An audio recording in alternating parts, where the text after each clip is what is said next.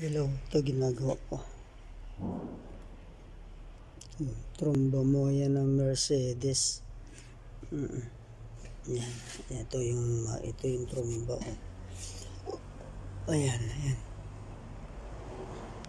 Nilagyan ko ng silicone yung tromba niya kasi tumutulo.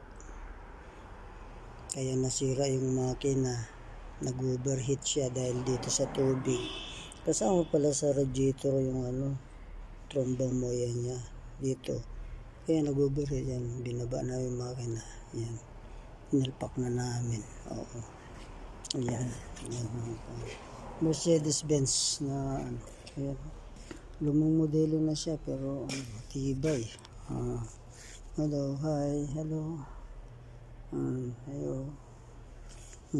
Yan. Ito, yan.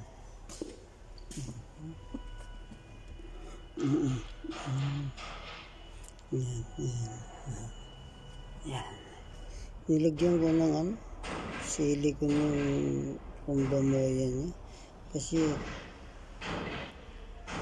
nawala na yung niya, rubber. Yan ayan pala yung tubo na nakakonekta dun sa makina, tapos may heater pa sa loob niyo. Yan. Kaya pag tumulo dun sa tromba, yan, pag tumulo dun, maubusan ng tubig yung makina. Kaya nag-overheat yan. Yan, nilpak na namin. Oo. Yan. Ganyan palang Mercedes.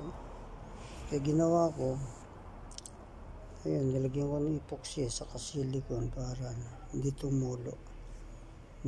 Tingnan natin kung tutulo pa.